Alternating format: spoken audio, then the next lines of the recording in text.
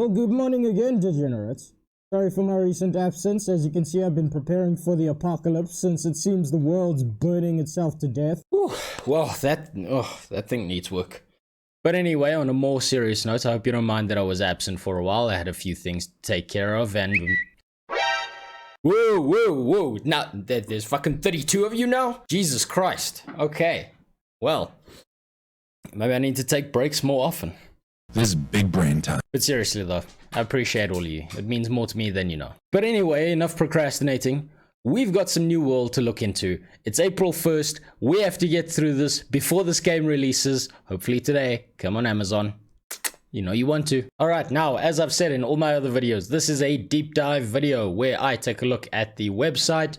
I take a read through it, I give you my thoughts, my opinions. I know it's difficult to read. I know life is difficult right now and you're too busy panicking and storing up for the apocalypse to go ahead and read this yourself, but that's what I'm here for. So we've got to get through this before New World drops its beta, and this is all meaningless. So this video is going to be focused on the Corrupted Breaches. March to Battle, Corrupted Breaches. On March 19th, 2020. Goddamn, we're a little bit late for that one. But, hey, can't stop now. And as we can see here, we've got a plague doctor doling out some medicine using a very large needle to those people who don't want it. But anyway, onto the paragraphs. Eternum is a land of immense beauty and endless wonder. You got that fucking right. That the corrupted seek to stain and dominate with their vile presence, taking what was once serene and peaceful and twisting it to their will. They do this by ripping open the ground and flooding the area with corrupted creatures and structures. The very air turns to a thick black smoke, and all is illuminated by an evil red glow pulsating with an unearthly light.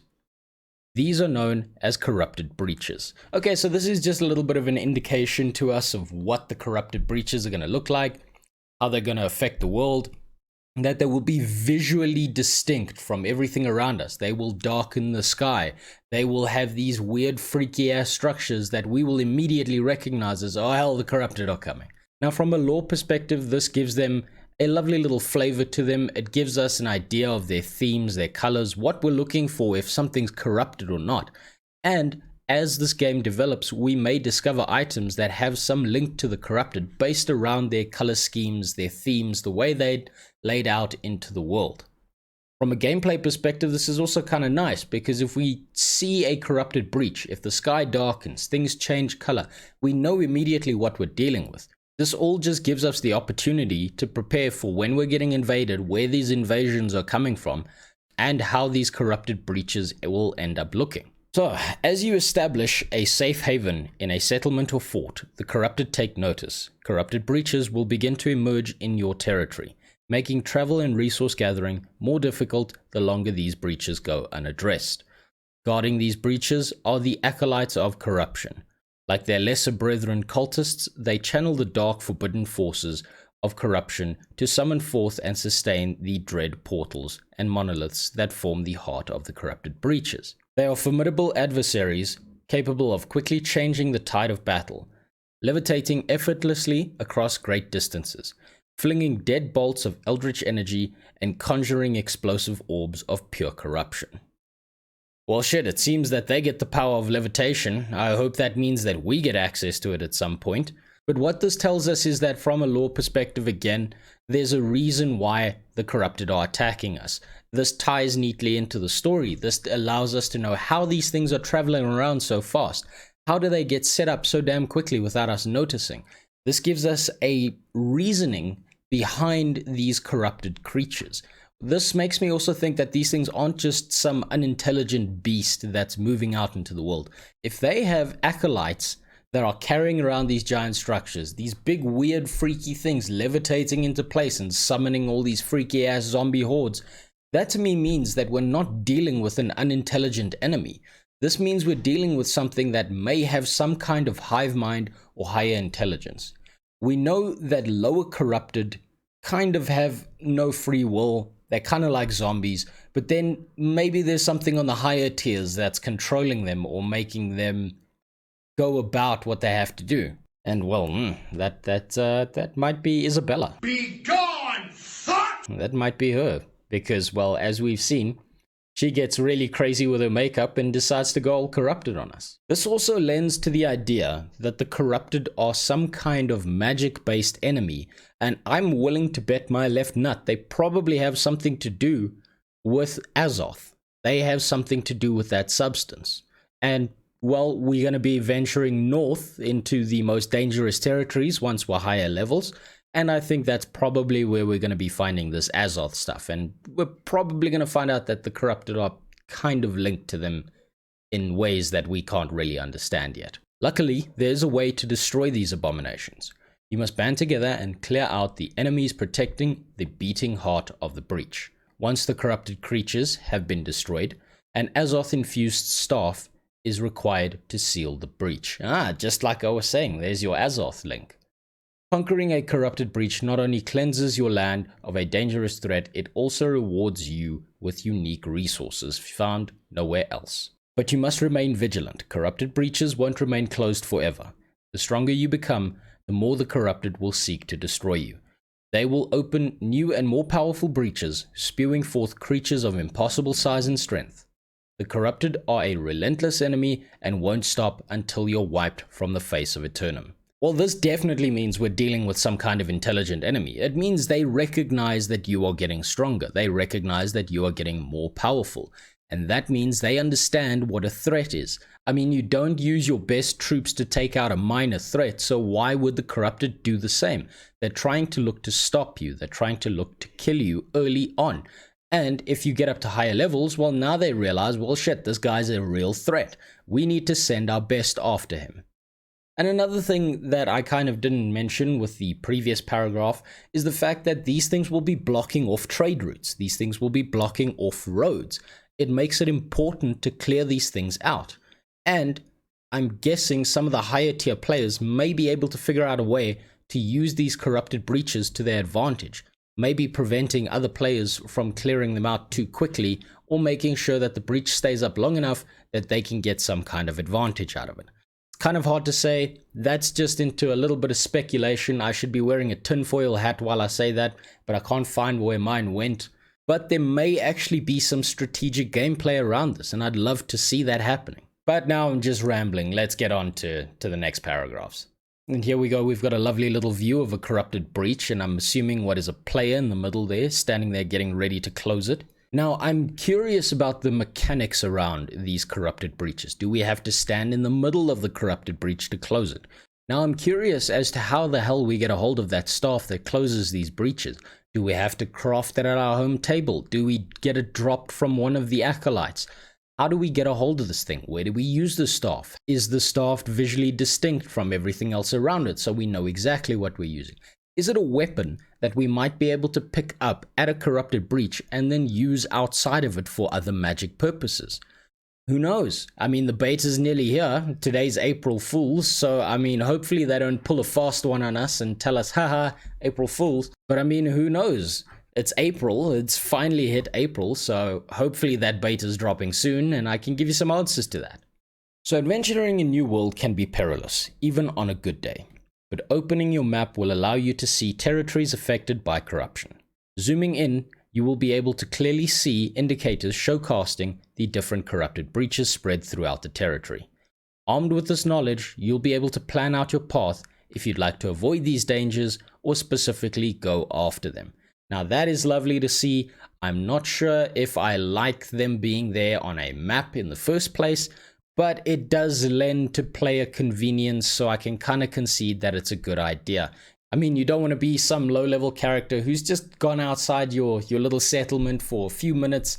You're looking around and all of a sudden, just a giant corrupted breach gets dropped on your head and you get deleted and have to restart at the town settlement. That would feel a little bit unfair. But on the other hand, I feel like maybe these corrupted breaches should be a surprise to us. Maybe they shouldn't be on the map until someone's discovered them from your settlement. I'm not that sure how this would work. But I mean, probably a safe bet, just skipping that over in the lore and just putting it there for simple player convenience. It's probably better that way. So not all corrupted breaches are created equal. They come in varying degrees of difficulty, size, and enemy defenders. Some corrupted breaches can be managed by a single player, while others will require groups of skilled combatants to complete. Now, I'm really curious as to what they mean by that when it comes to the corrupted breaches. Does it mean that one single player could technically clear a corrupted breach out and it's just near impossible?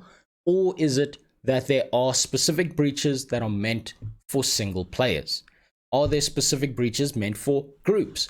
Or is it down to your skill cap?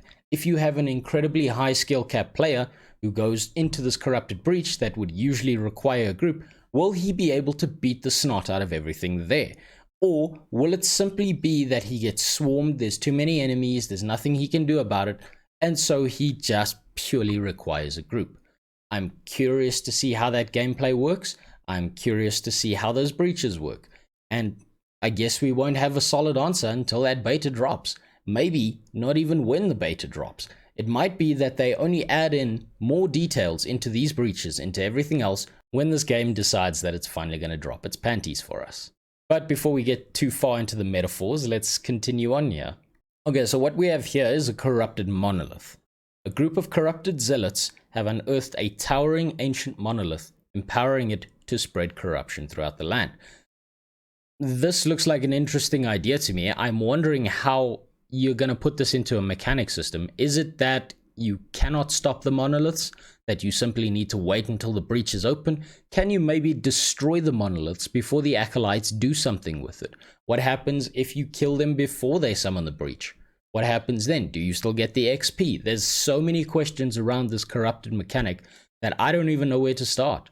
And then the next image we're onto here is obviously the corrupted portal. We've seen this a million times in all of the trailers. Corrupted acolytes are opening a portal to bring forces of their army into the territory. Now, I don't know where these corrupted acolytes are. I don't see them in that image. I'm really wondering where the hell they are. But maybe this is Amazon actually pulling a fast one on us. Maybe they don't want us to know what the acolytes look like until we're actually in game. Maybe it's a feature they're still working on. Maybe they're trying to figure it out. Or maybe the acolytes are actually immune to damage. That's why we can't stop them until the breaches are open. Now, this is something about the corrupted, looking at this image here, that has me particularly enthralled with them. It's the idea that they don't seem to care where they pull their troops from. It seems like they're capable of corrupting everything on the island. As we can see here, we have one of the Angry Earth faction, one of the tree people, one of the vegans, if you will, that are running around in the wild and need to be deleted. And well, it looks like here he's become corrupted. It looks like he's become a part of the corrupted army and left his previous faction. And I wonder if that means that certain players could get corrupted. I wonder if that means at higher levels, if we have any interactions outside of combat that we might be able to have with these corrupted creatures. So the infested grove. Corrupted Azoth has pulled under the earth, splitting the ground and giving rise to a twisted, corrupted monstrosity. Escaping its tendrils will be a perilous endeavor. Ooh, now that could mean that those tendrils are going to be attacking us. And if we have an infested grove, I'm assuming that's where the center of the corrupted breaches will be coming from. Okay, another feature here is something that I've been looking at in the gameplay and trying to puzzle out in my head. I never figured out what this was until now, and that's only just because they told me. So a festering hive, a towering hive formed from the corruption, has sprouted, birthing and empowering the corrupted beings that reside within its walls. So I'm assuming maybe this is some kind of dungeon mechanic. Maybe this is a precursor to them adding dungeons and instancing into the game, where you might find these gigantic hives that you have to dive into and clear out. Maybe these things for now just spew out enemies that need to be killed, but at a later stage, it could involve us going into these and clearing them out as if they were dungeons.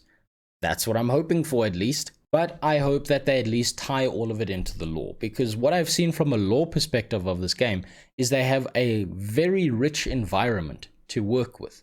And I hope that they keep moving forward with that. I hope they keep all parts of it logical and coherent. All of this right here has just been great to see. I love the theme of the corrupted. I love the fact that you can immediately get the sense of this is some kind of polluted thing that doesn't really gel well with life, and that this thing needs to be cleared out. This is an infection. And you are, well, you're playing doctor with a sword. Oh hell, I guess if you join the Syndicate, then you're just going to be playing Plague Doctor with a cane. Alright, and then we've got some final little paragraph just below this corrupted hive here. The corrupted are at your doorstep. Breaches are opening up. Enemies are crawling forth. How will you choose to engage? Sit behind your high walls until the corrupted eventually invade, or take the fight to them, sealing them back to the depths from whence they came. So that has been a look at the New World's corrupted breaches. There's a lot here that is still kind of left in the dark for us, that we don't really have an idea of what's going on. There's a lot here that we still kind of have to figure out, that we don't know the mechanics or the specifics of it. How many breaches is okay to leave up before they attack you? Will they still attack you if you knock down each and every one of the breaches? Can you even knock down each and every one of the breaches? How bad can it get? How much of your settlement gets destroyed by these things? How much of a repellent are breaches to players who form a settlement and become high-level areas? This, I guess, we'll only find out in-game, and well, guess what? It's April, so it's time, Amazon. Come on, chop chop, we've been waiting. It's time. But that has been a quick little deep dive into the New World corrupted breaches. Let me know what you think below in the comments.